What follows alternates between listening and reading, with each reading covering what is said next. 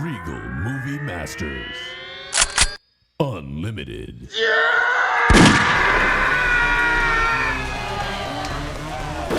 This is the Regal Movie Masters Unlimited podcast where we indiscriminately watch every goddamn movie that comes out at the local theater.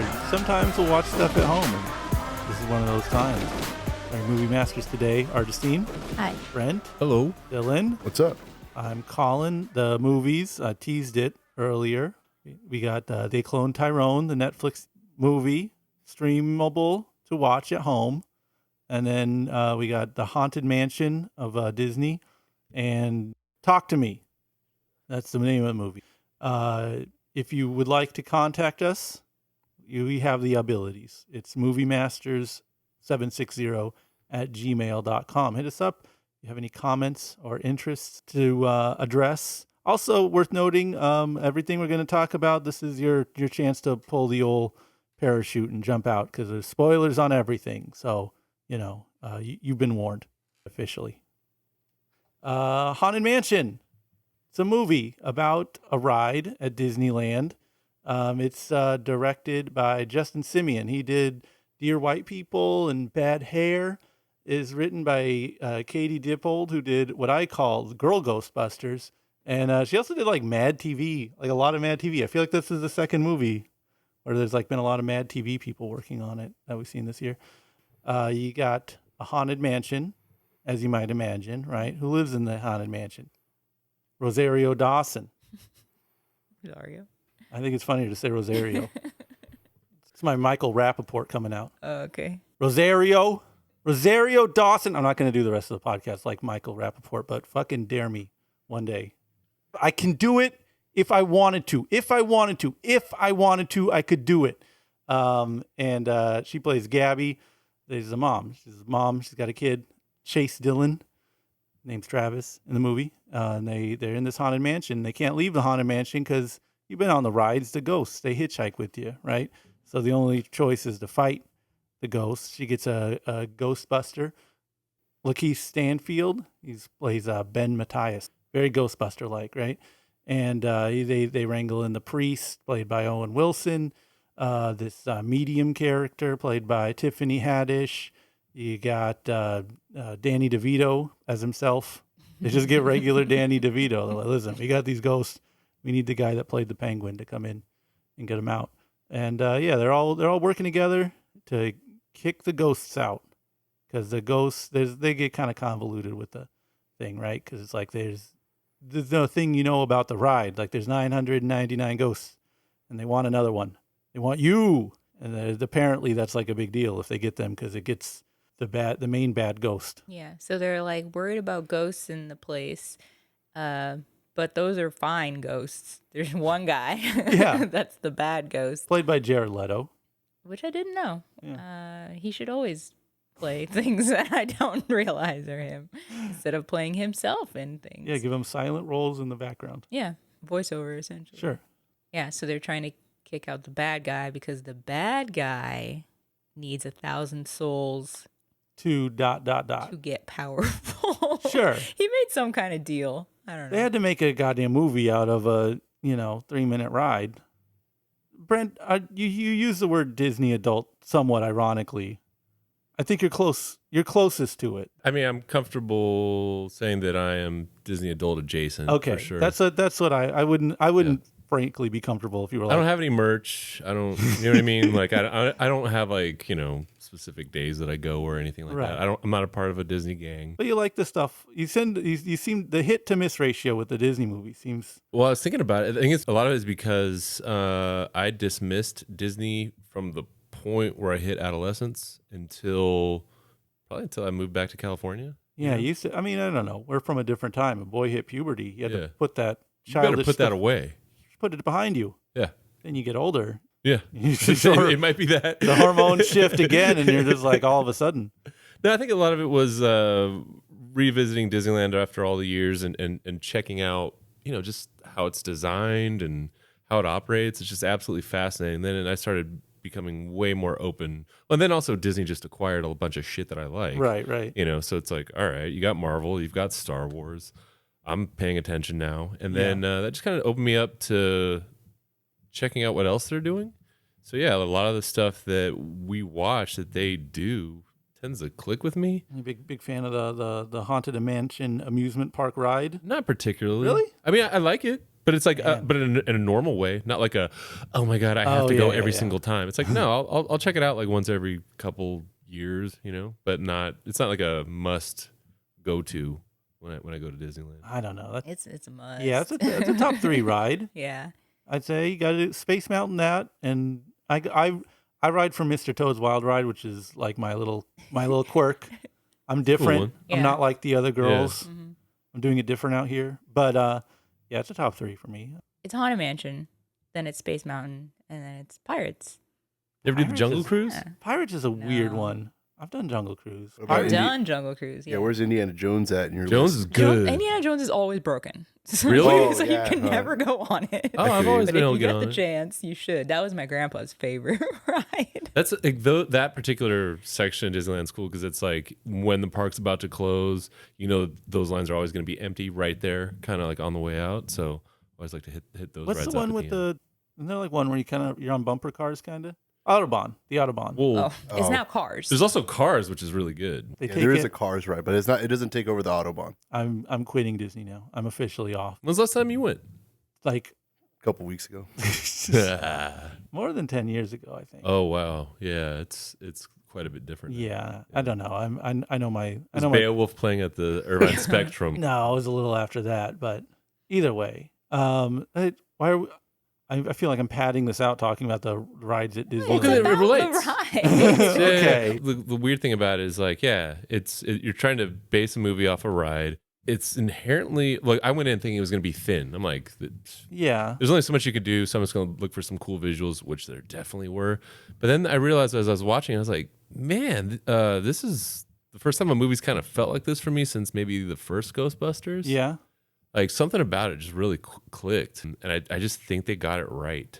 Yeah. The genre of Disney ride movies is Mhm. wild to me because you got like the Pirates one, which is like their moneymaker. I Yeah. think that one. I think if that doesn't happen, I don't know that Jungle Cruise, etc., get a pitch. It seems like they want that, but it doesn't seem to work in terms of like having a franchise or like sequels or anything. Seems like that was the one. I don't think I saw Jungle Cruise. No, I think was that COVID era, and it was just like streaming. Did we watch it for Thanksgiving? I've we watched- seen Jungle Cruise. I have a hard time believing We you haven't. watched Jumanji. I think it was late pandemic because Dylan was trying to get us to go to it. No, we watched it, but it was on streaming. Well, It was I like wasn't during- there. No, you were there. I think you just weren't watching it. Yeah. Like you were like, Okay. I think you were Yeah. cooking, and me and Colin were just straight up just watching the movie. Wasn't it out like around the same time as Shang-Chi? Maybe I don't remember. Yeah, I remember you trying to get us to go see it. Sounds about right. Either way, I mean, people aren't talking about Jungle Cruise. No, But they don't have the same. I mean, they don't have the budget, right? Like As a pirate? like pirates, yeah. And pirates, it's like a whole new character and stuff. It was like not based on the ride. Essentially, they Yeah. were like kind of Easter eggs, like the guys with the skinny dog or the Keys dog Mm-hmm. and stuff. But it was just a whole new thing. Yeah, but you don't think this Haunted Mansion is? There's only so much you can do in the Haunted Mansion. Yeah, I think that's what I Prince- think if I didn't see Jungle Cruise, but I think if you were gonna do, no, you can't even do that much in a Jungle Cruise. Like you have to stay on the cruise, right? Well, you can't be like jingoistic about it, So I mean, that's the thing that makes it so difficult. Is it's like hard to do. We're going on a jungle adventure, like the old timey jungle adventure, and not have like a bunch of guys going ooga booga at you and trying to boil you in a pot. That's kind of how you do those stories, and like obviously that's not. They So should have just made it like River Monsters, that guy don't that know. does fishing. yeah, oh, done that. yeah, you gotta good idea. fight a river monster. Yeah, he just goes all over the place He just fishing. goes noodling for catfish. I think in Jungle Cruise they go for a treasure. I think that's the main thing. But that's like we're talking about Jungle Cruise and not the haunted. Right. So, anyways, let's talk about Pooh's Wild Ride real quick. But do you guys know about the Hatbox Ghost? Put me on, King. All right.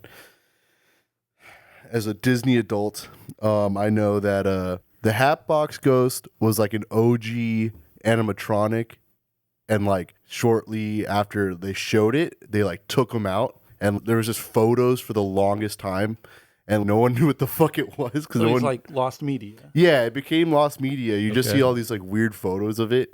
They like brought him back for some reason, like not that long ago. So I think that's like where they're getting it from. It's like weird Disneyland lore. And is that what Leto played? Is the hat Yeah, box it's that ghost? thing with the head in the box. Yeah, and he's Crump.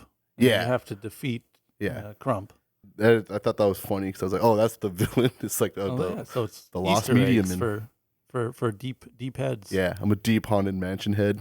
And yeah, I guess like to beat him, it's a decent plot device because then like they have to find something that he liked a lot or something. They have to find his hat. Something that belonged to him. Yeah. That has his essence or whatever. Yeah, I so they guess can do a that's- spell with Madame Leota, Played by, Jamie Lee Curtis. which is cool, she's the lady in the crystal ball. The other thing you remember from it, and there's this thing. If you've been on the ride, they pad this thing out with lots of ride lore.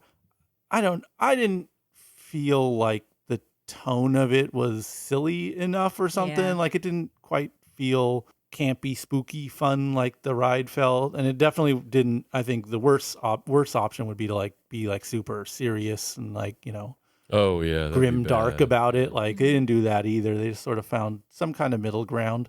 So I think the Owen Wilson character really helped out. Well, yeah, I mean the whole cast. It's like Yeah, the whole cast is great, by the way. very I don't know, charismatic people. Mhm. They're people you like to watch on screen. They're fun. They're lighthearted. They're easy.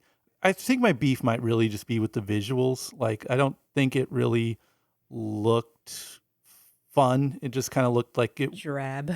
Yeah, it kind of went through the Disney filter like of CGI stuff. And I think following like the Barbie movie, which was like insane set pieces, crazy costumes, even like an Asteroid City, which had a very specific look, or like the animated stuff in Beau is Afraid. That's very stylized and practical.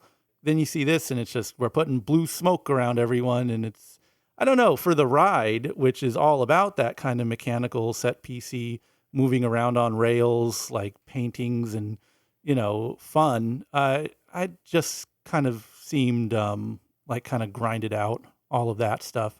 So the plot wasn't nearly as for an absolutely, I guess there's some lore to the Haunted Mansion, but for what you have to do, which is like make a movie out of this.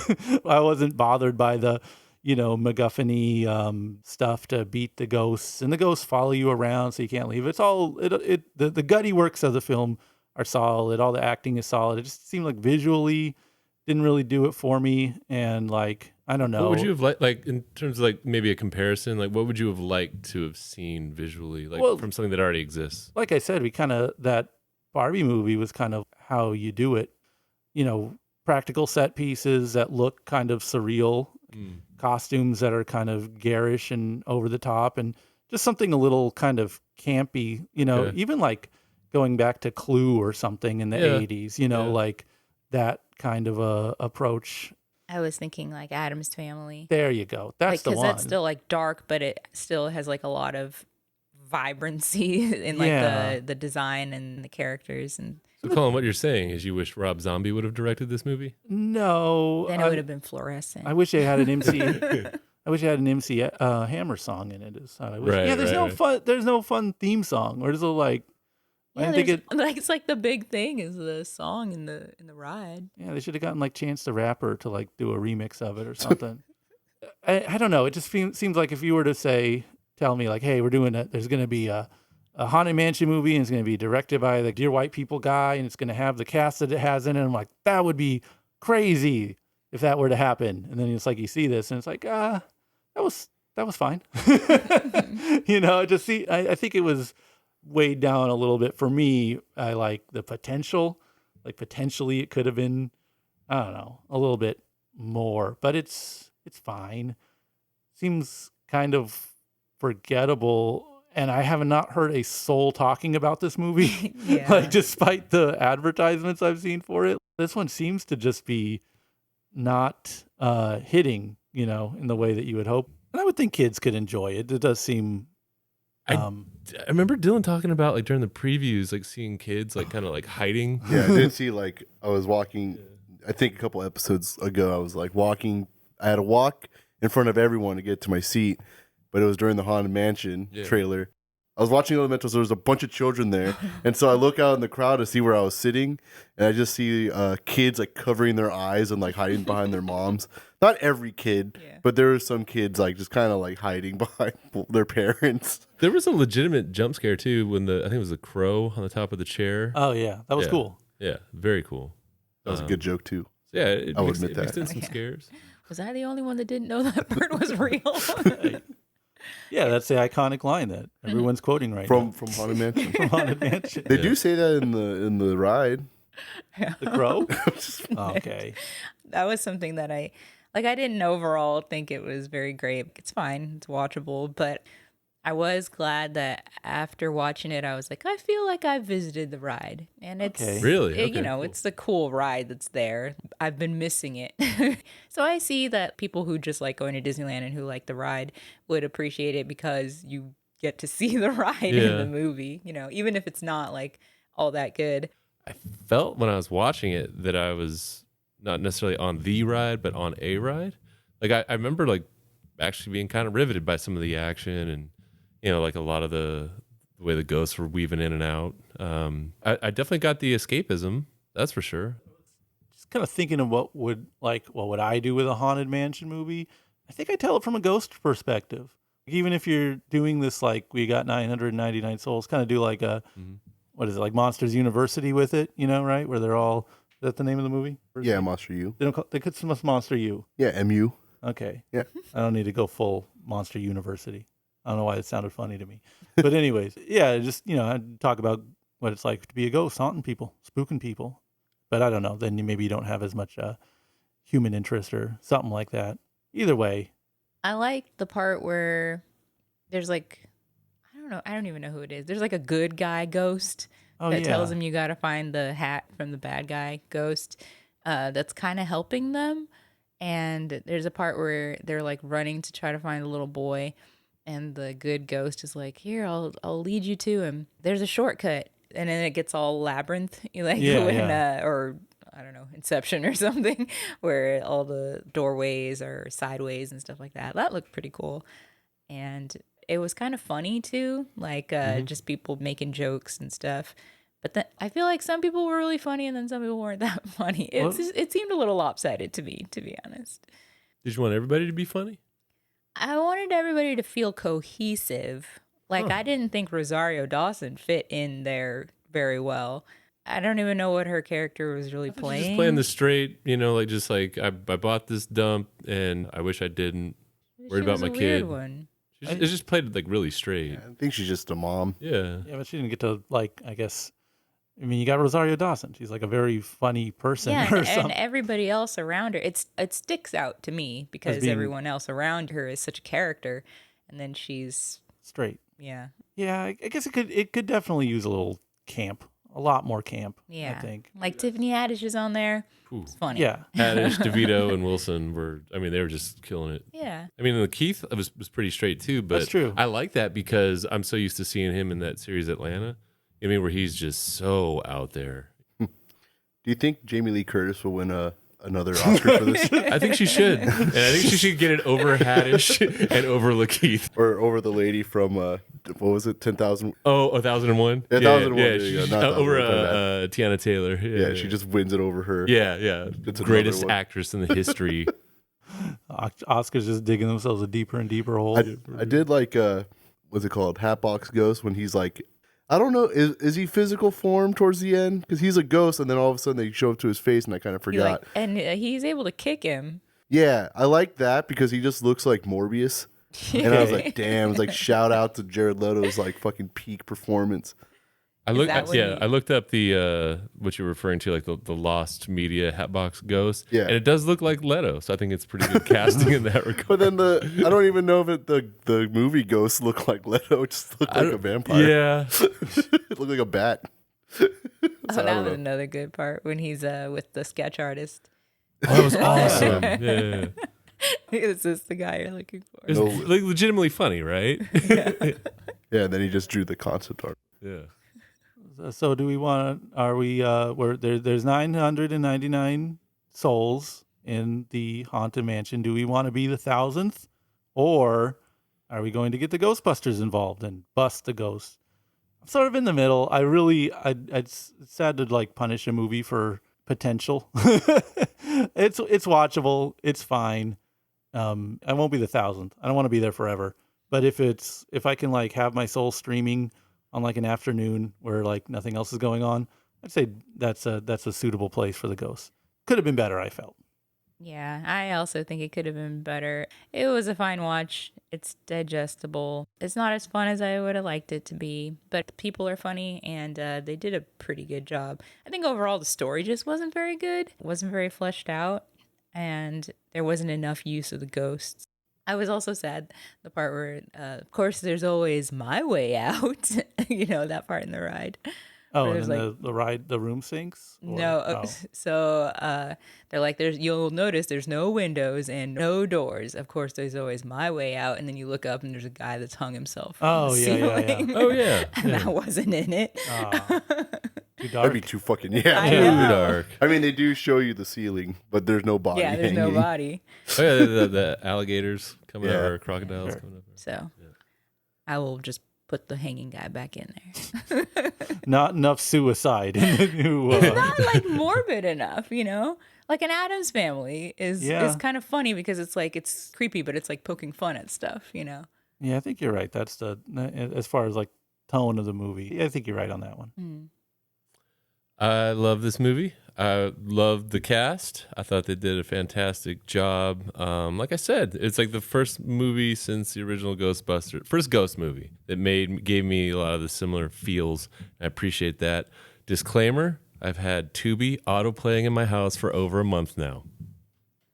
I'd be the 1000th soul. Yeah, I thought it was great. Everyone was good. Danny DeVito killed it. That's it. Talk to Me. It's a movie directed by Danny and Michael Philippou, who I guess are they're big YouTube guys, which I didn't know. Are they like they do content? They make like little short films on YouTube and stuff. Okay, from my understanding, I just didn't know if they were like, "Hey, what's up, everybody?" No, I don't think they're doing like unboxings or like vlogging. It's just like mini. The premise of the movie, right, is that there's like this hand that's supposed to be like a dismembered hand of a medium, and you hold the hand and you say, "Talk to me." And then you see a ghost, but only you can see it, or anyone else around you can't see it. And the ghost possesses your body, and essentially you stay possessed until they blow out a candle, and that closes the spirit room door. You say, "I invite you in."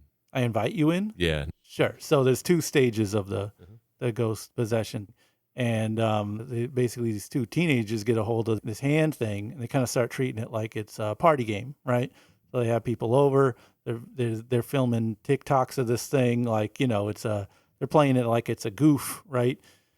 And it's a horror movie, so you do the math here. It's a kind of a ticking time bomb till something goes wrong. One of the ghosts starts to take a liking for like one of the girls' little brothers, and they're like, we like you, and of course the kid's freaked out about it. And then at some point, the kid who the ghost like gets a hold of the hand, and like the ghost just makes him bang his head into a fucking desk. He goes comatose.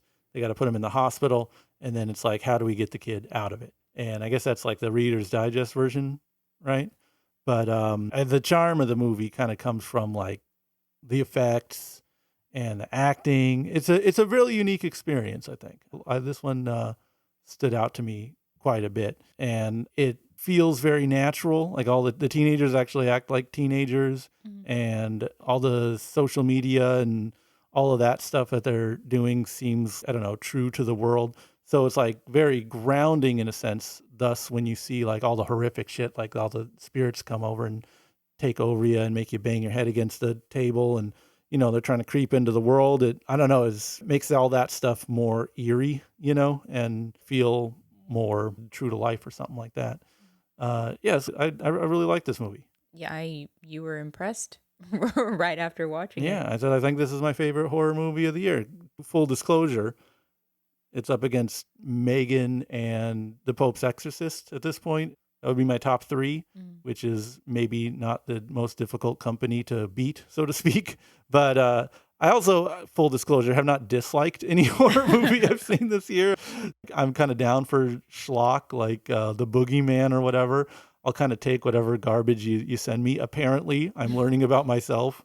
But yeah, this movie has the thing that I like in horror movies, which is you're kind of talking about something else, which is like kind of being young and in over your head. The easy parallel would be like, drugs or something, right? Because these kids, they're playing with fire here with the talking to the dead, and they kind of lose control, get in over their heads, and it's like, how do you deal with that when you get in over your head? Obviously, that could be like a drug or something. But I was also thinking about all the like astrology and like light Wiccan pagan stuff that's just like, aesthetic right now.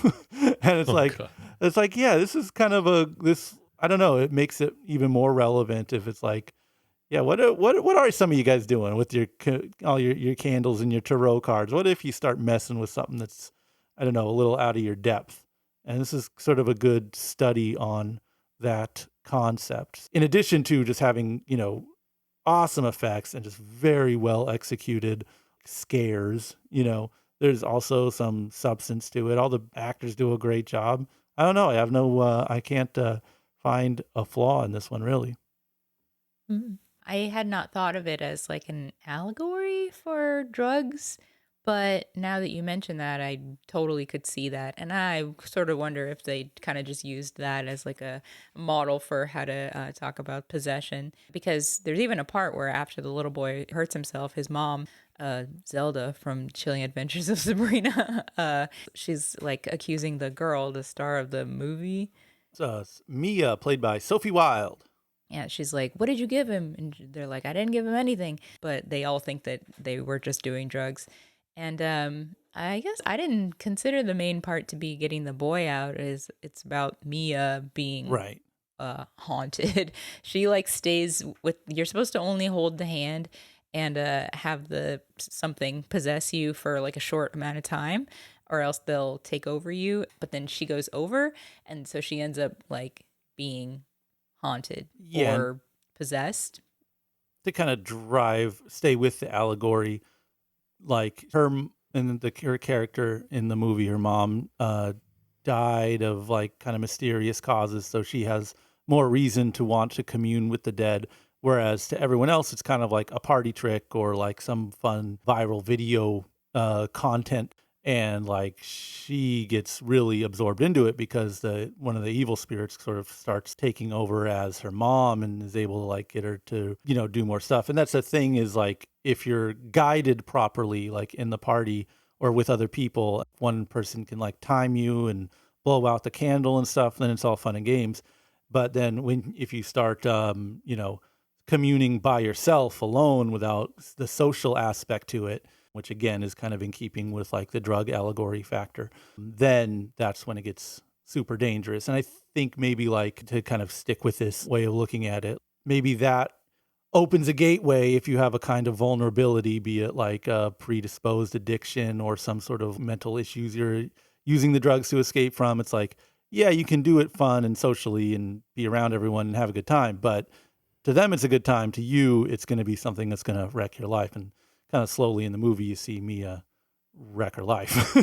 Yeah. And she's also being like manipulated because she's seeing her mom, or a ghost of her mom. Right. And she's able to talk to her mom, and it's like comforting her until the mom starts to kind of influence her to doing things. You kind of start to see that the mom is not as good as you think that she might be. Right. And she starts losing it, seeing things and doing things that she wouldn't normally do, and just being really confused.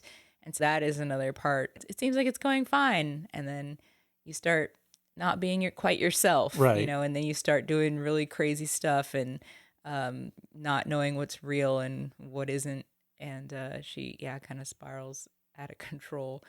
I like that the spiraling out of control happens and then there's not a happy ending. Yeah, in the film they say like the previous person who had the hand, went crazy and killed their family and stuff like that. So it has this history of making people, kind of lose their minds, and you slowly see this character lose her mind. And yeah, I loved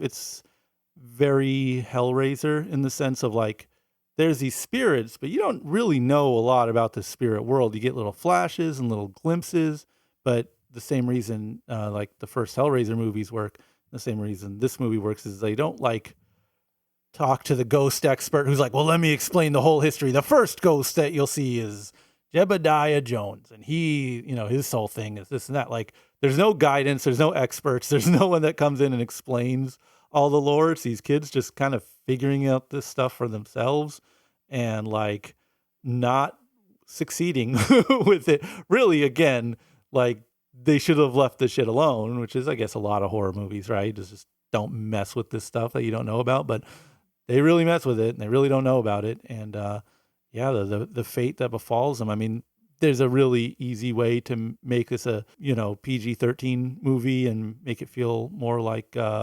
Insidious or something, but they don't. They go really hard and the effects are really like squirm in your seat inducing, and the ending and message, it's not you're not going to walk away from this film feeling chipper about the world. And I commend him for it, man. It was a really cool and unique experience to see. Definitely a drug allegory that doesn't feel like a drug allegory in a good way. You know what I mean? Like you maybe realize it after you watch it versus like watching it and going, oh, okay, this is just heroin or whatever. But like, yeah, even right down to when you think about the hand and how it moves from people to people, there was one character that would bring it to the to the parties, and got shows scenes of him getting addicted to it, doing it over and over, and him just saying it never gets old. Right. So yeah, it was awesome, and you can't understate the brutality of when it gets physical. There's a scene like where the first scene of like extreme brutality where the kid, it looks like he's trying to pull out his own eye. Yeah. That is so hard to watch. But then the aftermath too, how they just keep showing his face and just how beaten it is. I thought that was a really good device. I don't know if I've cussed that much, like without realizing it, just while watching something, and everybody else in the theater was just cussing as well. Because we're like, fuck, you just did not see it coming, or you didn't see that level of brutality coming. And when it hits at this moment where you're not lulled, but very close to being lulled, because you're like, oh, okay, I don't know when this is gonna ramp. Oh, it's ramping up right now, and it's so extreme, but not in a corny like torture porn kind of way. More of like oh god, this is horrifying. Now I got to kind of be on guard watching the rest of this movie. And you're right, it makes you squirm. I think visceral might be the word. Yep. Yeah. This one kind of blew me away. I think it's gonna endure over time, and I think a lot of people are going to be talking about this one for years to come. I'd say, think of these guys. I mean, if they kind of had their I watched an interview with them where they talked about like sinking their own money into this and being really invested in, because they're Australian guys, as you might have guessed. And they're like, generally Australian movies don't do well because people don't like to hear people talking like this in their whole fucking movie. And they're just like, I don't care. Well, they didn't say it like that. I don't fucking care. We're going to make the movie how we want to make it. And they did. Like, goodness. Yeah, they're good. And I thought that was like, I don't know. Again, I can't stress enough how just like natural everything feels and how not, I don't know, just ground through the Hollywood filter. This feels like the complete opposite. And I even think I've kind of harped on this issue of ambiguity being like a through line in what makes movies feel mature or adult. And, we're talking about the movie as like a drug allegory, but I think it's kind of open-ended enough where you could kind of interpret it in a lot of different ways, and you could interpret the intentions of the spirits in a lot of different ways. It's definitely not... It could be addiction in general, too, because if like a lot of the movie, or at least the beginning part of it, it's like, oh, no, teenagers on their phones. Right. But that didn't bother me because of the way they did it. And I don't know, I keep thinking of like ayahuasca trips and all these sort of like spiritualist ish like practices that have just been, over publicized to death. yeah, or just made to be social media friendly when they definitely aren't. And, people should probably be more cautious about the kind of stuff they mess with. And I don't know, the fact that we could talk about it as it could be ideology, it could be technology, it could be a lot of things. And the fact that it isn't like hard pressed as like, this is a metaphor for this is like, oh, you guys are actually making a fucking movie and telling an interesting story. Yeah, this at the same time, a morality tale. It is a possessed hand. Right. You know what I mean? That whoever touches it and says the specific words in specific order goes on the journey. You could yank out all the allegories and it's still pretty creepy and super cool. Dylan was making fun of me so much for this movie. Why? He's just talking a lot of shit. Well, he said, like every other horror movie that came out, Insidious, all these films, he texted me and he went, "This is the best horror movie I've seen all year." I was like, "You said that at Insidious? You said that the movie before that?" I didn't say that on Insidious. I liked Insidious. I'm not going to say I didn't We all like liked Insidious, but you were like, "That's the best movie I saw this year." Boogeyman? I know, and I liked the Boogeyman, but I didn't say it was Yeah, I remember Boogeyman specifically too. You were like, "Bro, like that has to be like one of the best horror movies of the year." Evil Dead. Evil Dead, weirdly, you were like, "Oh, it was all right." Yeah, that was the one that But everything else around Well, it's because he's precious about the original Yeah, one. and I understood. I was like, okay, I get it. See what I'm beleaguered with? Yeah, but you see that? I'm sure viewers listen back to the other episodes when Insidious came out. You'll hear Colin say, "This is probably like the best movie." I do think this is the best horror movie of the year. I got to rewatch Megan though, because I think Megan and what? There's Pope Exorcist. Pope's Exorcist. Pope's Exorcist. I remember watching and thinking like, I think this is the best one. I probably had forgotten about Megan. That was also like in March though, so it's not like a lot of stuff had come out. Either way, I'm just saying I think this would be like towards the top of the list of any year, but I think so. a lot of strong contenders this year. It's not crazy to say so far. I'm not gonna lie, that fucking Exorcist movie, like the regular old Exorcist movie. Yeah, we saw a trailer for that one. That should look good. What is that one called? Like the Twins Exorcist or something? Double mint Exorcist. Double mint. With that being said, even though Colin texted me that, I will have to agree with him. I would probably say this is, for me, the best horror movie of the year so far. Even though I've put Evil Dead Rise underneath it. Yeah. Oddly, though, second best Australian movie this year. Of an Age. Of an Age. That was this year?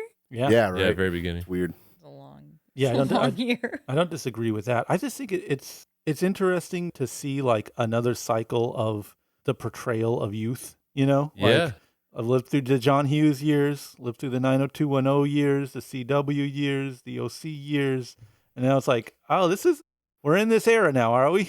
Or it's like Phones. Yeah, like because it's always the generation before, right? Because like actual Gen Z people are just not at the age to be like making Hollywood movies, right? So it's always going to be the generation before writing about them, as it's kind of always been.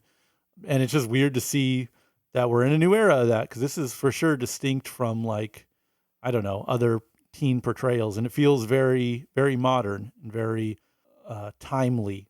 Even the title, I was kind of making fun of that. Like, obviously the movie should have been called Talk to the Hand. It's a hand. You talk to it. They're so close. They were so close. Hand me down. Yeah, I think Hold me now. I swear 5 years ago, this would have just been called like Possessed or like, like Ouija. the evil hand or whatever, it would have been called something like that. But now it's like everything has to be like The Last of Us. If she walks alone at midnight, they went outside. Everything has to have that. If you see something with that kind of name, it's like in the 80s, if you saw like, The Exterminator, it's like, okay, this is an action movie. And now if you see it's like, they went out on word. They like, came at night. Yeah, it's like, okay. She came in the woods. Yeah. Is that what it's called? She came in the woods? No. She came in the woods, yes. Oh. But you hear something like that, it's like, okay, it's a current year kind of elevated genre thing we're looking at. But yeah, it did feel very current. Dylan, I feel like I interrupted you. Were you mid talking about this? You gave us your ranking, but why do you I would rank say it it's so the high? best. Exorcist coming out soon. That looks scary, but there's going to be one that's going to top all of them all. We all know what it is. I'm not going to say it. but It also we all know. involves an X. For movies that don't involve John Kramer, non-John Kramer related films, do you see anything coming at this movie's throat? Do we know anything that's happening other than the movie that cannot be named coming for the fall? I don't want to know. Yeah. I don't look it up. Yeah, I don't know what's coming out either. But like last year, everybody was like Halloween, the last one or whatever. Right. Well, other than Exorcist. Yeah, that's the only one I can horror movie wise. Yeah. I don't know what's coming up, and October's not that far away. Yeah, it's a couple months. I feel like I see trailers and stuff like maybe 2 weeks before this goddamn movie's coming out. Right. Like I heard about the TMNT thing like a year ago, and all of a sudden I started seeing trailers for it like 2 weeks ago, and now it's out this week. At the time we're recording this, I don't know really because I liked Megan, but I don't know if I liked it like that. I'm reserving judgment till a rewatch. I was thrilled after seeing it, and I'm gonna assume it's still thrilling until. No, I'm sure. I'm not saying it was a bad film. Also, I mean, PG-13 horror always has kind of an asterisk. Yeah, It's never going to have that same respect, even though I think it's harder to do objectively. Mhm. Like it's if you can do a good PG. It's like a 3-minute pop song. It's Like how do you? Yeah. Well, I don't know. It's like a 3-minute pop song with like kazoos. It's like your hands are tied behind your back doing a horror movie that's PG-13. So when you can do it, to me, it's more impressive than just like, more gore and stuff. And this is a horror movie, maybe bougie horror. Is that a different kind of horror? Bougie horror? artsy horror. Is it that artsy? You know what though? Yeah, I was gonna say I didn't really get any artsy vibes off this at all. I even feel weird, talking about it being an allegory because I think even if you're just like really thick like me and you're just like I don't get concepts and stuff, you could just watch this and be like, that was fucking terrifying and brutal and what you would expect from a horror movie in any decade that you'd watch it. Right. I think that the bougie vibe comes from this movie being weirdly calm.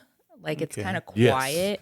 There are not like a lot of events. You just kind of visit the same places, and it's more like somebody just tripping.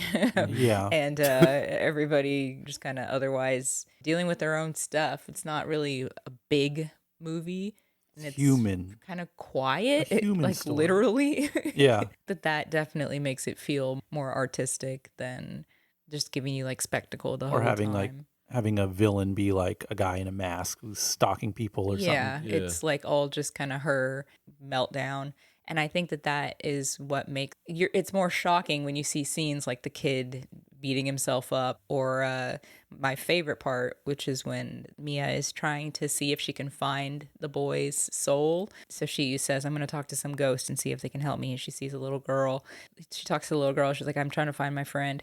I think I can take you to him. And then the little girl goes, I let you in. And then she goes into the ghost realm. That's Hellraiser 2 when they have to go into hell. Yeah, and so it like flips around, and then she sees all the people being like tortured and screaming in hell or whatever. And it has such an effect because the rest of the movie is so like suburban. Yeah. And then you see this crazy part and you're like, whoa, this is really weird because there's this normal girl who now is dealing with this stuff, and it feels cool. Yeah, a lot of these A24 movies, like they kind of walk up to the line with that.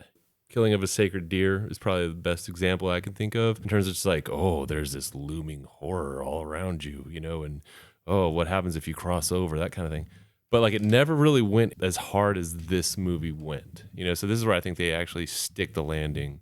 I realize that they acquired this. It wasn't like, their property that they brought from the ground up. But still, I think this is like what a lot of output from that production company could have been. Like you talk about, like the already elevated aspect. But it's also just, it gives you what you would want in a horror movie.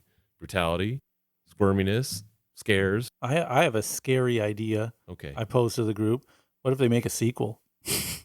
They just like shoot themselves in the foot and are just like, fuck it, talk to me too, and it's just all in Portuguese or Spanish though. Like, you know what I mean? Like that's just how it ends. Yeah, you obviously like the hand, it just continues. So on one hand, because I was thinking that, I was like, it's not like sequel bait. I'm like, wait, no, it's totally sequel bait. It's 100% sequel bait. But it's like, the funniest thing you could do is like have this, very specific vision, and then just kind of grind it through the franchise feature, and it's just like, how do we milk this thing? And talk to me in space. We just keep 4 movies in. We're time Yeah. traveling.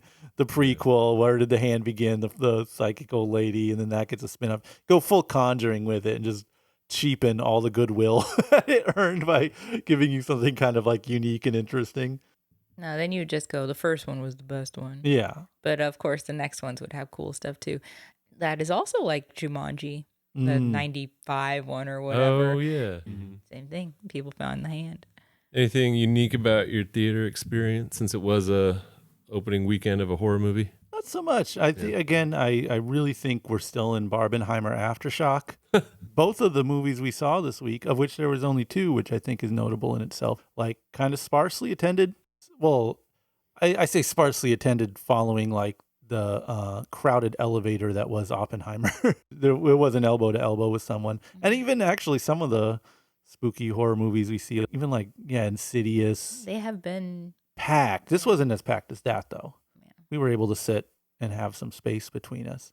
So it wasn't as gnarly as those were. Was yours pretty rough or? Yeah, it's rough because it was all teenagers and just absolutely packed out. And they still make concession packaging loud. That's a bummer in a movie like this. Yeah, it's because it was a quieter horror movie. Can't really complain about teenagers in it because it's like you're on their turf. Oh, yeah, I was definitely on there. Yeah, I know. It Yeah, was for them, by them. yeah. I thought like a Sunday screening would be a little bit more chill, but it wasn't. I saw it Saturday, Oh, nice. Friday. I forgot. Saw him one of those days. Saw him in Mira Mesa. Okay. Packed. Yes. Fucking almost full. I had to sit, like, I picked the right spot for me, but then there was a whole row of kids that just stole my seat. And I was like, I'm not going to fucking tell them to move. And it was packed. After the kid stabs himself after he stabs his brother, which is right in the beginning, some kid pulled his cell phone out and just started playing like a football game on his phone. Stop it. You mean a video game? Yeah. I was like watching these kids like look at their Instagram stories and shit, like responding to other people. I was like, God, I like my seat. Well, that's what I was noticing is like whenever a character in the movie would grab their phone, people in the audience would just grab theirs and start looking at it and doing stuff on it Code. as well. They're trying to talk to someone. Yeah. Dare I say, kids these days. But I don't think people were very crazy in ours or very like disrespectful or Yeah, something. no, we had the good life. Yeah, Sounds and they Dang, like you know jealous. when scary things happened, people reacted to them, and the best part was when everyone was laughing at the guy that has to admit that the girl had his foot in her mouth. Oh, and yeah. everyone just laughs at it. Yeah, there's like I'd say like 2 great jokes, which is that part, and then the crazy frog ringtone that are like so perfectly executed because like they hit, like everyone laughs at them, but they don't like spend a lot of time explaining it or setting it up like it's a joke. It's just like Regular life, it just happened. yeah. And again, I guess to keep going back to that naturalistic idea, I don't know, the comedy comes from the circumstance of the situation, and it does cut the tension because it's so intense. You know, again, you're in the midst of this horrible crisis, and then someone's crazy frog ringtone comes in, but it doesn't have that, you know, he's right behind me, isn't he? Like undercutting humor. For such a dour movie and such a bleak film, there's still like cracks of laughter in it. That's really hard to pull off right. And so again, just more reason to kind of give this film its propers. So, are we gonna talk to the hand? Or you know, are we gonna stay home and not go to the party? To me, I say talk to the hand, and not in a dismissive way, as the phrase is usually used. I mean, literally speak to this little spooky hand that's being brought around. Yeah, this is a good one. Great time. Thumbs extended. Thumb up the hand. Yeah, there you go. Yeah, talk to the hand.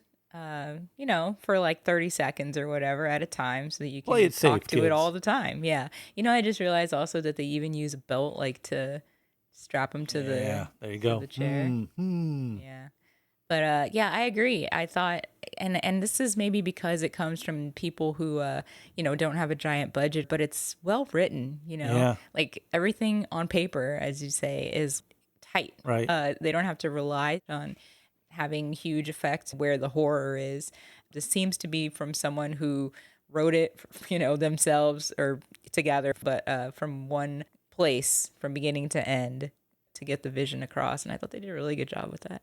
Yeah, even the common scenes that are in every type of movie, like mothers interacting with their children. That was really funny. They're nuanced. You know what I mean? Like they aren't written like stereotypical. It's just like writers watching other movies and writing children that way. But the children were written way better in this movie than most everything I've seen in a long ass time. Yeah, shout out Miranda Otto, the lady who plays the mom, also Zelda in. It's Chilling Adventures of Sabrina. Yeah. Yeah, definitely talk to the hand on this movie. If you do watch this at home, maybe lights out. Definitely pay attention to it. Don't do other stuff when watching it, because for it to really hit, you kind of got to get lulled into the calm parts. What do you think, Dylan? I'm gonna say talk to the hand in a year where Scream 6, Skinamarink. I haven't seen The Pope's Exorcist, but The Pope's Exorcist are there. That's like top 5 horror movies of the year. Megan, it's number 1 so far, as of July 31st, 2023. Talk to me. I was gonna say talk to the hand. Talk to me is to me top 2, probably number 1. And as we mentioned, I think the studios might be a little shy to pump out the films right now on account of the old Barbenheimer taking up a lot of screens. So we watched something at home. They Cloned Tyrone. It's a film directed by Jewel Taylor. He directed a movie called Actors Anonymous, which I never seen, and seemed to be like some TV stuff. I feel confident saying this is like his big debut, but it's not like a lot of debuts. It's not really a debut. Co-written by Tony Rettenmeyer, who did Space Jam: New Legacy, or had a part in writing that, which I thought was just amusing. So the movie stars his character's Fontaine, played by John Boyega, dies an untimely death in gunfire, and then finds himself resurrected, and kind of is, while peeling away and solving this mystery, teams up with the witnesses to his murder, Jamie Foxx, who plays Slick Charles, and Yo-Yo, played by Teyona Paris, and they kind of slowly uncover this conspiracy plot, what have you, which is kind of right in the title there, of cloning, and that's why, old Fontaine gets shot and finds himself back alive, is because he's not back alive, it's a clone. And so, I don't know, it's a fun, well, maybe fun isn't the right word, but, you're basically following these characters as they unearth this kind of plot. Mind control.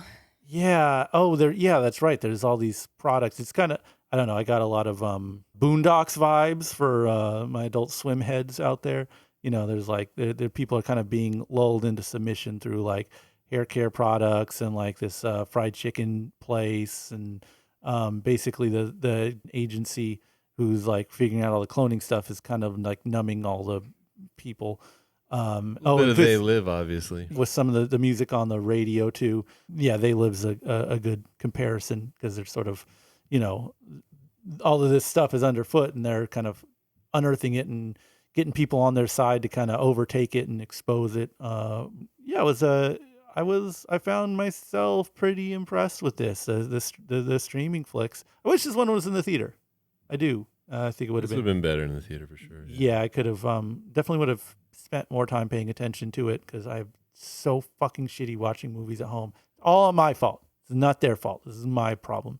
Yeah, I watched it during the day, and I was dicking around. Yeah, I know, and it's so sad, because this movie is pretty special. Like, there's one scene specifically where they're in the they're underneath, because that's where all the cloning happens, right? Is underneath their city, and there's like this, there's pods with people in them, and there's like that dry ice effect of like fog on the ground, and the synthy score, and I'm just like, this is like very much like an 80s sci-fi action movie, and John Boyega just fucking destroying. Is this the first thing we've seen him in since he took our Best Actor award last year? I believe so. Yeah. Well, he was in The Queen. Woman King. Oh, yeah. Okay. Either way, he's fucking destroying, and like, I don't know, not getting recognized for it. No, it is really weird. Yeah, he is acting. He has a scene where, the whole movie, he's like talking to his mom through the door, she's like, don't stay out too late. That kind of like mom through a door stuff. And then, as he unearths this conspiracy, he comes back and opens the door, and it's just like a speaker that's been talking to him the whole time. And he just, has this breakdown. It's like, man, this guy's fucking doing it. He's not like cutting. When you say nobody noticing, are you talking about like in the real world? Yeah, who's like talking about? That's a good point. Said, hey, this guy gave the best performance of a male lead last year. Watch Breaking, and you'll understand why we picked it. Yeah, it's like, oh, he's a stormtrooper guy or something. Like, I don't know if he gets like pegged as that or something, but like, man's doing work on screen in all of these movies. I understand people not seeing Breaking because it's just a really depressing movie to watch. I had no marketing. Yeah, and it's kind of like a similar situation as Till, where it's like, this is gonna suck. Take your medicine. It's amazing. Yeah. It's really impressive, but it's gonna suck for you to watch this. So I understand when people avoid movies like that. But this movie isn't that. It's fun stuff. Sci-fi. It's mad scientists. It's Kiefer Sutherland playing like a evil government agent. Like this is a thrill ride. And like again, I don't know. I don't hear much of a buzz about it. I just think that's unfortunate. Maybe that's part of the impetus to talk about it here, like as whatever we could do to say like, hey, watch the movie. It was fun. Well, as a Netflix person, right? I'd heard about it, and there was some buzz about it, and it was like, how Netflix is like #1 in movies right now. Right. I could say that about anything, right? It was up there, and I was excited about it because it's like a sci-fi movie that's kind of in this like a blaxploitation style. Sure, absolutely. So I was like, oh, it's going to be funny. There's Jamie Foxx there. And it was funny. It was weird. But it wasn't like silly, like cartoonish. No. It plays like a sci-fi movie. Yes. Again, not to keep going back to They Live, but it is very much like. It's a post Get Out They Live. Right. I like all the sci-fi stuff a lot. Like the underground facility. And the music was great. Yeah. I really was enjoying it. I can't believe they got Erykah Badu to re-record the song at the chorus. And I like that. That was a neat twist, too, of you're like, well, I haven't met a Tyrone. They cloned Tyrone. Like, is it a joke? Yeah. And it's not a joke. Aha, wait and see. I really wish this was in theaters because like Colin said, I got distracted on my phone.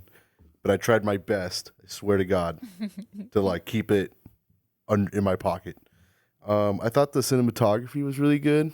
John Boyega was actually like, again, like just to keep, talking about him, but one of the best, man. Colin, I think you and Justine should really watch Attack the Block. Okay. Yeah, I'm telling you, man. It's like one of his first big movies, really good. And he's talking in his native tongue in English. Ew. So, I mean, you might want to watch it on a slower speed or something. I'll put the subtitles on. Yeah. No, but visually it's good too. What's a wanker? And I thought, what's it called? Jamie Foxx was really good in it too. Yeah. I don't know. Like, I bought into his character weirdly. Yeah, he's like a street hustler character. Yeah. I think the ads just fucked everyone up. Bad marketing? Because the ads I only see makes it look like a 70s movie. Yeah, or like a pastiche of a 70s Wait, you saw movie. ads? TikTok, Twitter, Instagram. Oh, okay. So, yeah, because, like, for some reason, I never see ads for Netflix movies. When they're big like that, I see them. Okay. Like star-studded. Yeah. I'll get ads for it. Okay. But, I only thought it was like a 70s movie. Me too, yeah. Because I only when I was watching it. I only saw Jamie Kennedy. Whoa. Jamie Foxx No, you were right. a lot. Which is like in that pimp character. Yeah. So I just assumed I was like, it's like a blaxploitation film or something. But then somebody busts a cell phone out and you're like, oh. Yeah. Once the movie started and I was like, oh, it's like now. Yeah. But it was like a mix. Like there's a lot of old like anachronistic stuff. I kind of like that though. Yeah. I could have done without the film grain effect. Right. But I got over it after a while because the movie is good enough to be paying attention so that you kind of, that kind of fades away. The funny thing about the film grain effect is they did, they also tried to mimic the edit marks, like where you cut the film and then you glue it back together and sometimes you get that glue mark in the upper right, but they were putting it in the completely wrong place. So yeah, it's a minor thing. Like, just for aesthetic, they're putting in these dots, and I was like, no, those don't go there. That wouldn't be there in that. So that took me out of it a little bit, but it's a minor gripe. And it's all the more reason why it's weird that it's just streaming and not in the theaters. Like, and to the movie's credit, because I'm kind of annoyed by the like 80s throwback movies or movies that, you know, are supposed to take place in the 80s and it's all leg warmers and neon and stuff. Like, it's not that. It's like very current and it feels current, you know, like in tone and everything. So yeah, all the more reason why the grain filter thing is an odd choice. Mm-hmm. So do we clone Tyrone, or are we shutting this whole program down? Cloning, because you want more of it. Oh, okay. Oh, yeah. So I'll say clone it, because we could use some clones of movies like this, because it's just clever and well executed. Beats a lot of stuff that comes out in the theaters. Yeah. I mean, we see some nonsense out there. You're giving the friggin' Machine a 2-month run. Can't see a goddamn John Boyega and Jamie Foxx on the big screen. Jamie Foxx. Come on. Like you know that guy's gonna draw. Come on. Yes, clone Tyrone, clone everybody. Everybody did a great job. They should get more recognition. I like this movie a lot. It had a really cool vibe. It was a vibe. And I like the weird interweaving of sci-fi and urban films. Okay, urban films and societal issues, right? Stuff like that. I like that it's all like together, and I think it did a good job of it while still being really entertaining. As I watch it, apparently put your phone in another room or something, because some people are bad at watching movies. Yeah, you can clone Tyrone. Definitely make some more movies about stuff under trap houses. I think that we've only scratched the surface there, no pun intended. I would like to see what else could be under a trap house. Just clone them.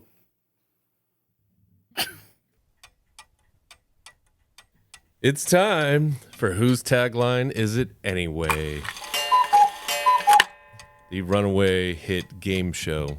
Very simple rules. I'm going to read a tagline, and then the 3 players will be given a choice of 4 different movies. They'll have to determine which movie title lines up with the tagline. Your first tagline is, "Everything interesting begins in the mind." These are your options. Super Babies, Baby Geniuses 2, that's one title. Basic Instinct 2, Perfume, The Story of a Murderer, or Rain Man. Dylan, what is that the tagline for? Super Babies, Baby Geniuses 2. Okay. Dylan down for Super Babies. Colin? I'm leaning Perfume without any good reason. Okay. Justine? I was also leaning Perfume without any good reason, except you have to smell stuff.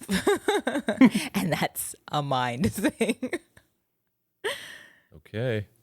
Unfortunately, nobody got this one correct. It's Basic Instinct 2 from 2006. What the fuck does that have to do with your mind? It's Basic Instinct 2, so Yeah, who knows? they're going off of the Begins thing. Yeah, here's what threw me on that one is Basic Instinct 2 was made in 2006.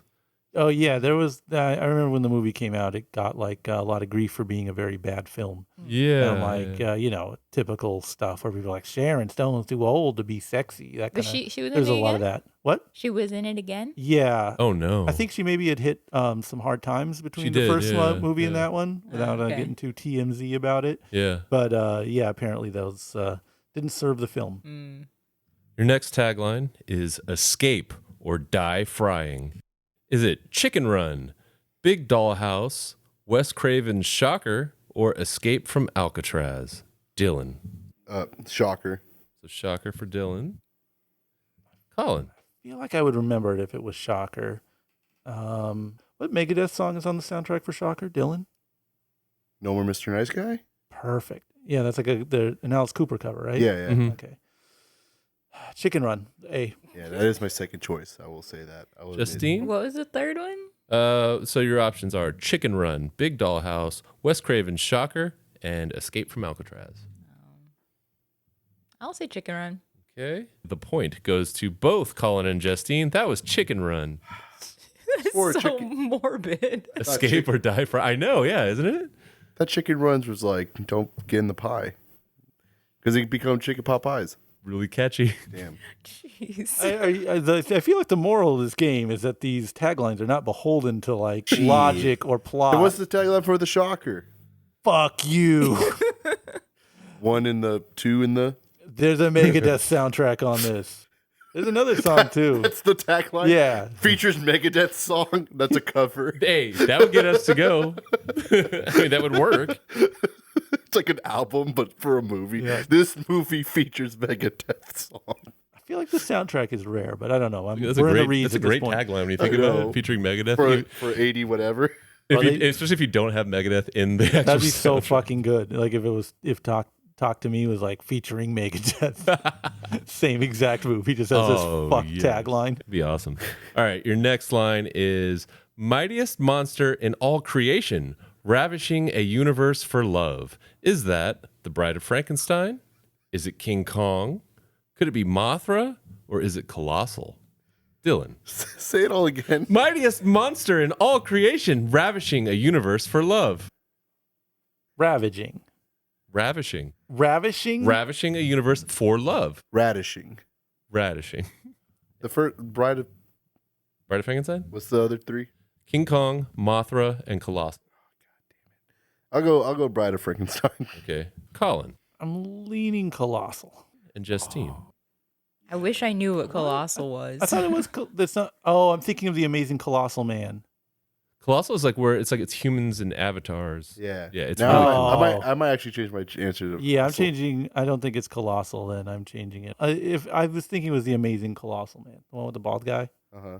Anyways, if it's not the Amazing Colossal Man, then I'll put it at Mothra and just say that ravishing is some translation issue. Dylan, you said you wanted to change your answer? Yeah, I changed it to Colossal. I was thinking that was a different movie. Okay, and then Justine. Bride of Frankenstein.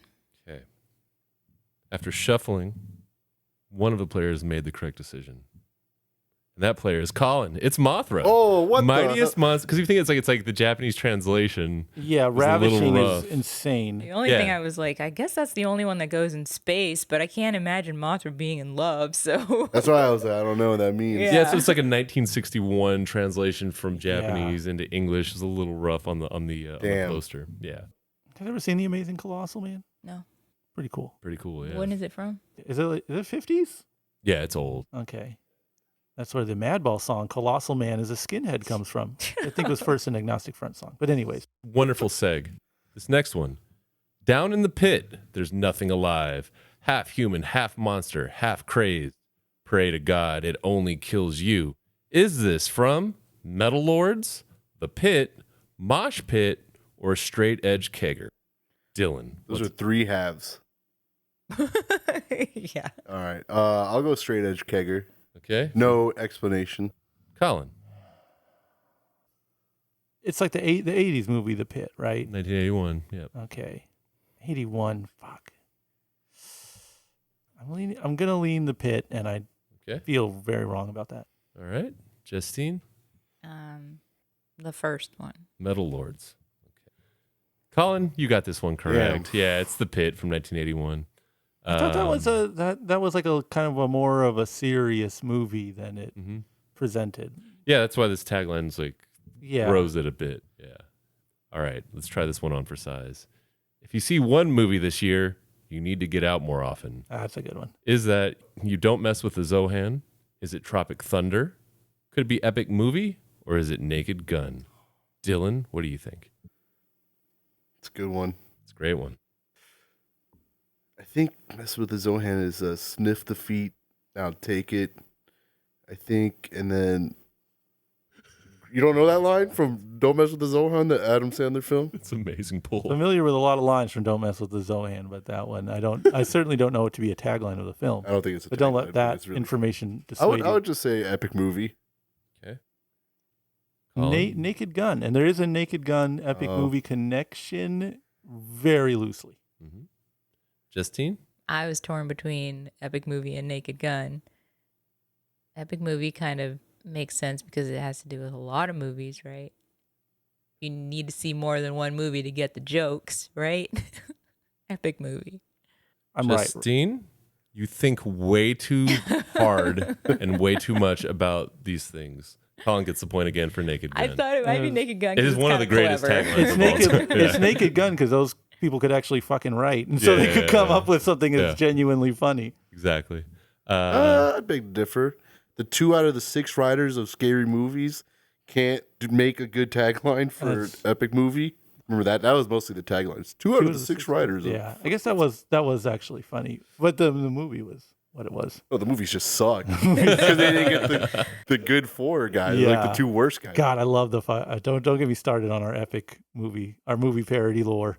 Yeah, those were good. Good times. I miss it so much. Yeah. Someone's scared. We have the DVD somewhere of Meet the Spartans. Oh, wow. The Naked Gun is like, again, just like, that's like Criterion Collection peak highbrow version of that. And hence the actually funny tagline. Absolutely. Here's one not nearly as funny. Even a hitman deserves a second shot. Is this Gross Point Blank? Is it The Whole 9 Yards? Could it be Mr. and Mrs. Smith? Or is it Blood Simple? Dylan. Gross Point Blank. I'm just guessing here. Okay. I don't think it's Mr. and Mrs. Smith. Colin? I believe it to be Gross Point Blank. Okay. It's another one for Gross Point So Blank. it's Minnie Driver and John Cusack. Correct.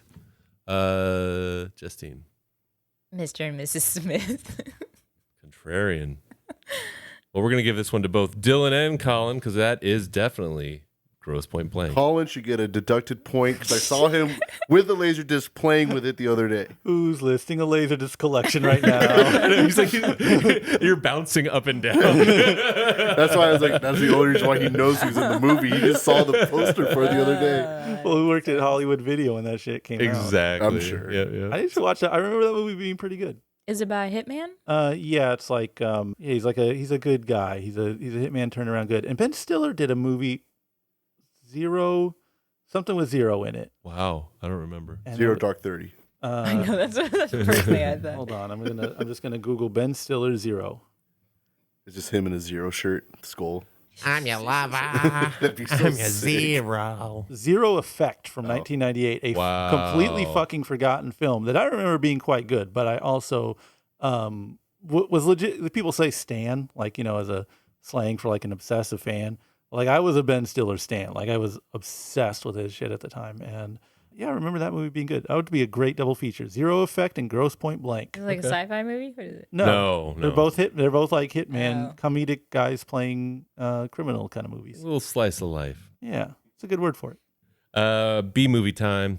In space, no one can eat ice cream. Is that Dracula 3000, Killer Clowns from Outer Space, The Incredible Melting Man, or The Planet of Blood? What do you think, Dylan? I'm trying to think of Killer Clown so I could just try to get that off of my head. But all I have is Killer Clowns. I'll go with Killer Clowns. Okay, Dylan with Killer Clowns. It's the only movie I've ever heard of. The Colin? other 3 sounds fake. Yeah, I'm just making up movie titles. Yeah. Blood Planet. I feel like that's a straight movie. They wouldn't put a funny title to it. What were the first two? Dracula 3000, Killer Clowns from Outer Space, The Incredible Melting Man, and The Planet of Blood. Jesus, Killer Clowns was the silly one, but I just don't think that was the tagline for it. Melting Man makes sense because there's a melting in it. And then Blood Planet, but I think those are straight movies. And Dracula 3000 is, I'm fairly confident, a straight film. It has nothing to do with space. I'm going to say Incredible Melting Man, and I'm not confident in my answer. Justine, what about you? I'm going to say Killer Clowns because that sounds like ice cream stuff. Both Justine and Dylan are catching up on Colin here. It's Killer Clowns from Outer Space, which I just rewatched. It is awesome. Like, it is so much better than I remember, and that's how you do a really great, terrible movie. Yeah, smart film. Great sync. The Dickies track in that is, I think that's like the underground version, working man's version of Oingo Boingo's Weird Science, synced with Weird Science. Like a song and a movie title just eternally connected. It's rare that happens. All right. Family isn't a word. It's a sentence. Is that The Royal Tenenbaums, Parenthood, Little Miss Sunshine, or Knives Out? Dylan. What was the list of movies again? The Royal Tenenbaums, Parenthood, Little Miss Sunshine, and Knives Out. It's either Parenthood or the first one. I'll go Parenthood. Just guessing here. Dylan, Colin. I'm leaning Little Miss Sunshine. Okay. Justine, where are you leaning? Parenthood. Gotcha. It's The Royal Tenenbaums, Oh. 2001. You wouldn't think that a Wes Anderson movie would have a tagline, Yeah, right? it's so That's why. sticky. Yeah. yeah. That was early. That's when he was fun. Yeah, I he was want to know early in his career. what is the Parenthood tagline? I feel like it has a known one. Hold up. Isn't it like Hit him with it, Dylan. raising kids are hard? Yeah. Not even Who'd a have complete known that sentence. Not even parenting a was right. hard? Raising kids are hard. It could happen to you. Which is another movie. I swear to God, it says Parenthood, and it's Steve Martin, and he's holding up two kids, and then underneath it says it could happen to you. Is he holding up the kids by their ankle? Yes, he is. Okay, I remember that one. now. Great Is movie. Is that a Ron Howard film? Okay. Yes. Really good movie. All right. Coming off that disaster, this is your next one. The Coast is Toast. Is it Deep Impact? Could it be Geostorm? Perhaps Cooked, Survival by Zip Code? Or is it Volcano? Volcano. Okay. Dylan says Volcano. Colin, The Coast is Toast. I like. God damn it! I hate tagging on, but I'm leaning Volcano. Okay. Justine, do you feel like tagging on, or do you want to find your own way? I'm going to say Deep Impact, but it doesn't make as much sense as Volcano. But you're going to take it. Once again, you have overthought yourself into a corner, as it was definitely a Volcano. Both Dylan and Colin get the points there. Dylan's got 3 points. Colin has 6. So we got to play some catch up here.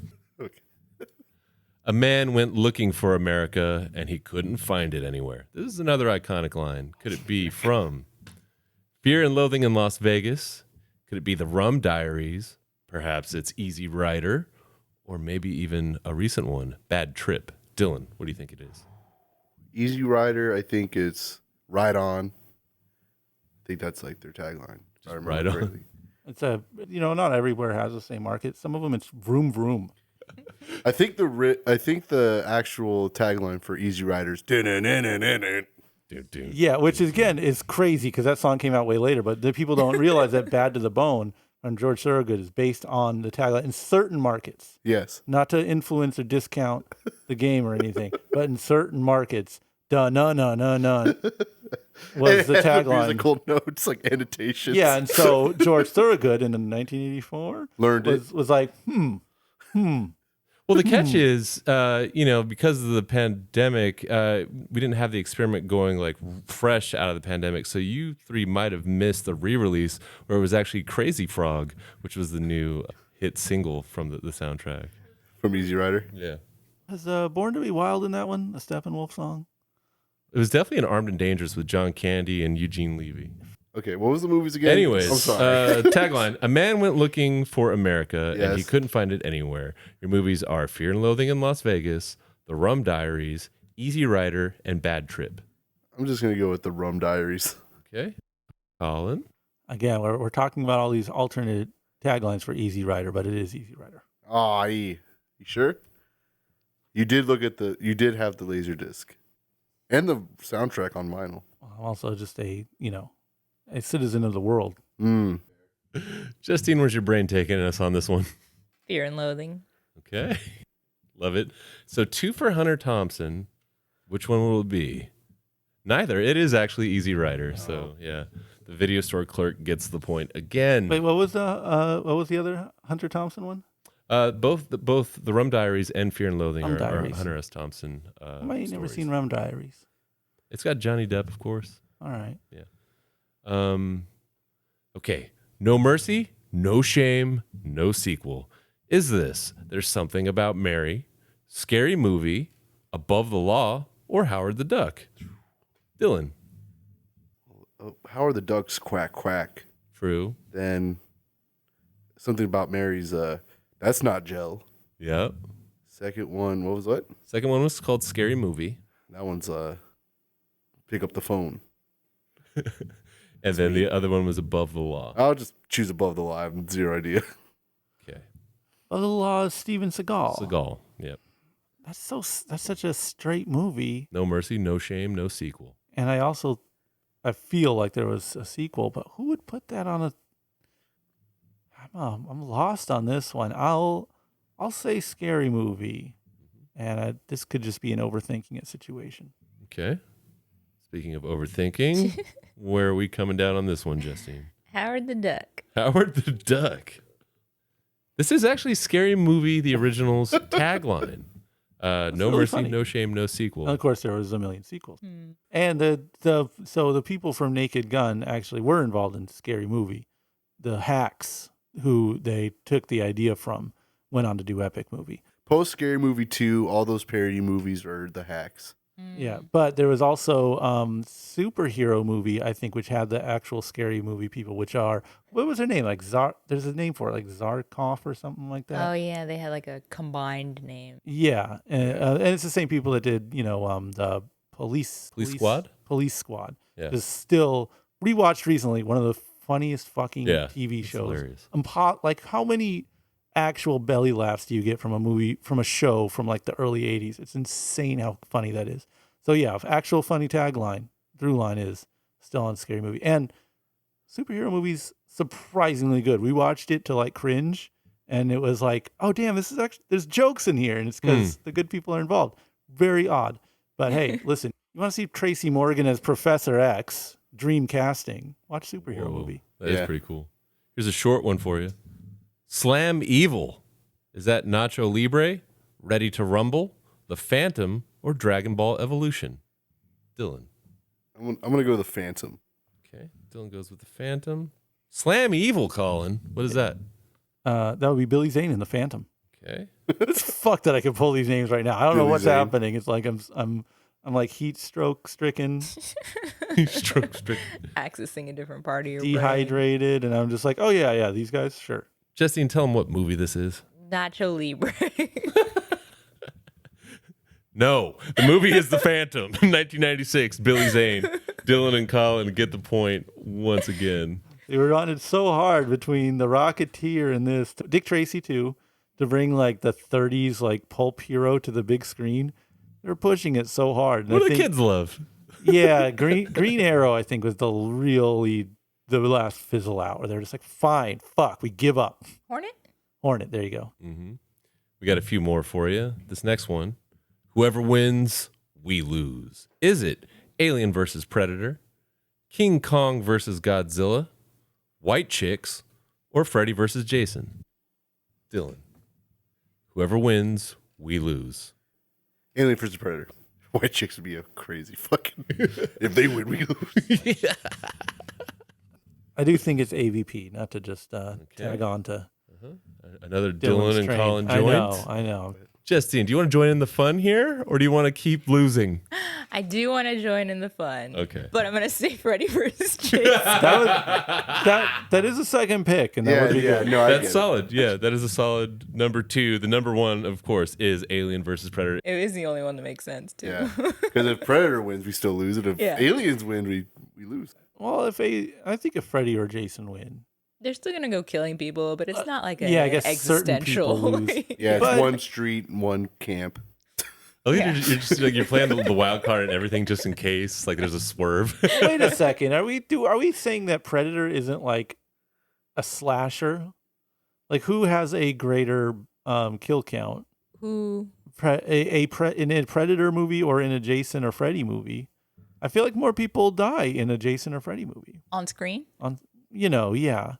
Not counting like, hash marks on the spaceship of like, different species they've wiped out. Because they're not genociders. They're not trying to like wipe everyone out.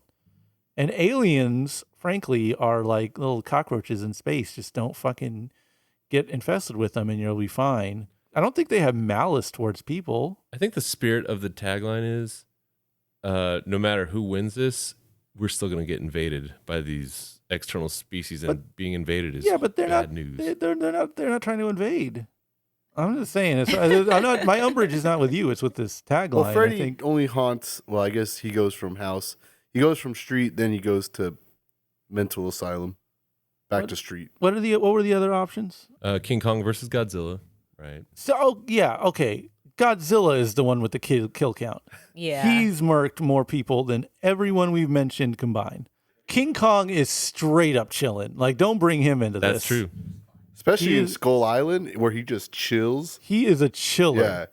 Of everyone mentioned, there's one fucker, a true abominable fucker on this whole murderer's row. And that is Damon Wayans. No, it's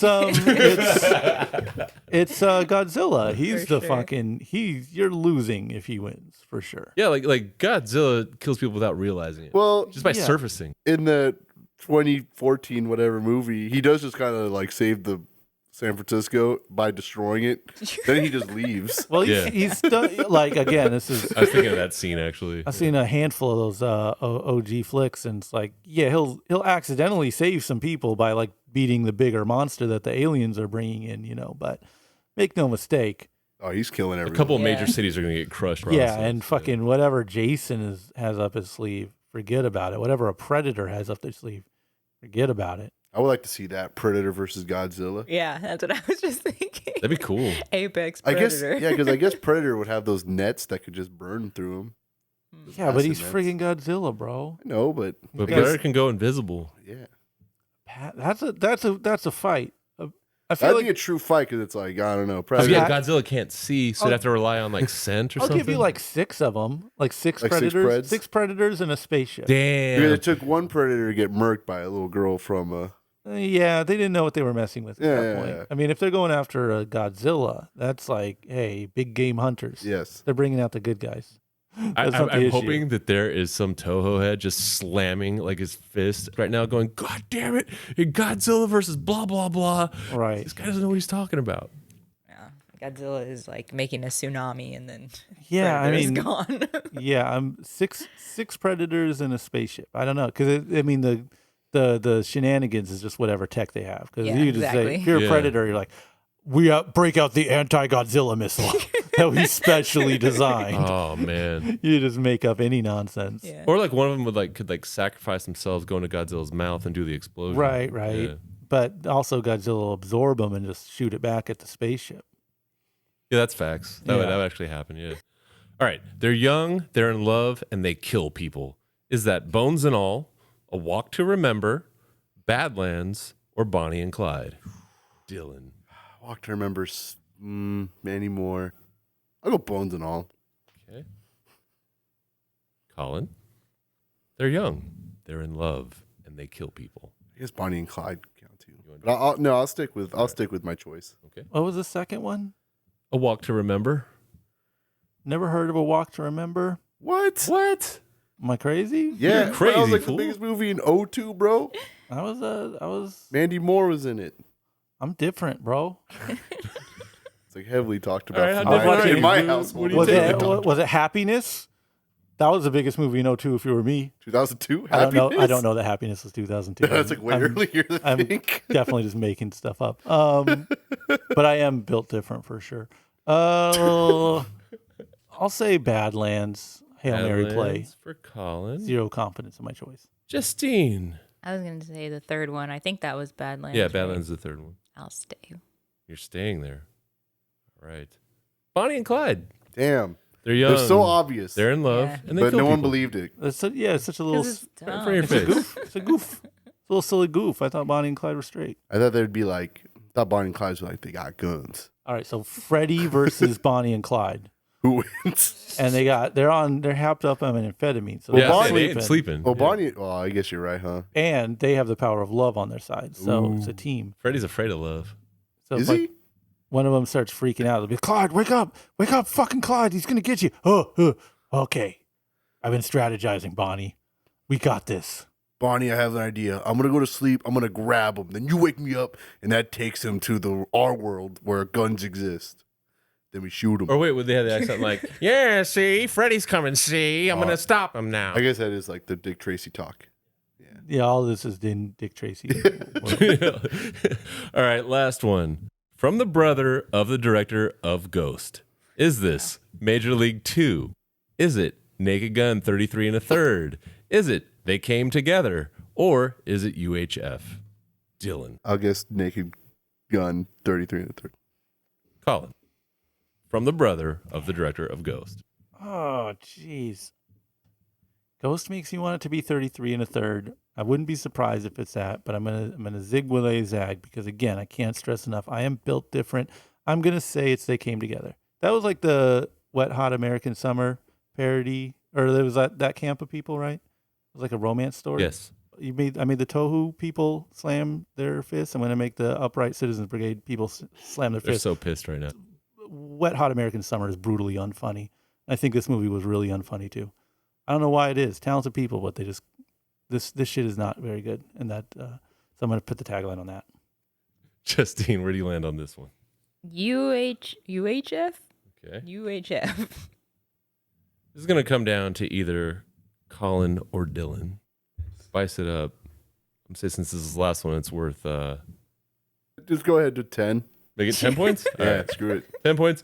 Dylan, you won the whole game because this is Naked Gun 33 and a third. 1994. I'm good. Congratulations, Dylan. You won the entire thing. I'm 'cause good. You That's all I basically could say. So let's see. That gives you a score of 15. There were 15 questions. That means you answered every question correctly. There Like you I go. said, Great I'm job. smart. Yep. Unlike some people in this room. Me, I'm mad that I got one right. I was talking about Colin. No, you got 2. Oh, Yeah. You're actually smarter than me in all other stuff. Movies, apparently I'm better than Colin. But Colin shouldn't count. He's been looking at movie covers for the past like 3 he's been weeks. studying. Yeah. His whole life. That's how he knew Ghost.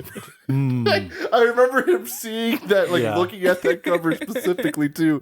So when he started naming everyone, I was like, One of Minnie Driver's finest he performances. just looked at it. And I do like Patrick Bateman from Psycho, but for like late 90s video movie. Fat Beach, their earlier work was quite derivative, but in this one they really came into their own. Yeah. American Psycho. Yeah, what did I say? Psycho. Psycho, yeah. Well, yeah, Anthony Perkins, I don't think it would be as entertaining. He is entertaining. What about He is Vince Vaughn though, from the cooler Psycho? Ooh. Hey, Daddy-O, With I'm going to punch you in the mouth. What's that actress? I'm only going to be in this movie if I get to bang out Anne Heche before the film Anne Heche. starts for no good reason. Like, unnecessary scene. All right, name No this one movie. asked for it. Anne Heche and Harrison Ford. What's that movie? Oh, shit. Air Force One. No. No, I know that movie exists for no good reason, but I couldn't tell you what Indiana Jones and the Dial of Destiny. 6 Days and 7 Nights. Oof. Ah. The sizzling on the screen. Just- What about 30 Days a Night? No, they weren't in that one. They're making a sequel. Really? Yeah. it's like vampires in Alaska, right? Yeah. Wait. Oh, I'm thinking of another movie. Killian Murphy coming back. Cillian Murphy. He's playing a vampire. He's playing himself. I mean, he's playing his Documentary. I'm an actor. I was in Peaky Blinders. Now I got vampires coming for me gold. Holy shit. I was thinking. Wow. I was thinking of Josh Hartnett's other movie, 40 Days and 40 Nights. Yeah, it's where you can't masturbate. Yeah, the celibacy movie, Yeah. not 30 Days. You're of telling Night. me I can't jerk off for 30 days or I lose me gold? Josh Hartnett?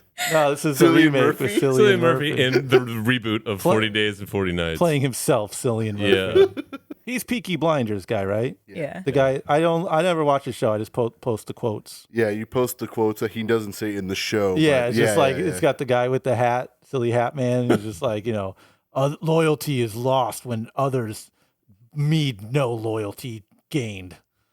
Quote Cillian Murphy Yeah. in Peaky Blinders.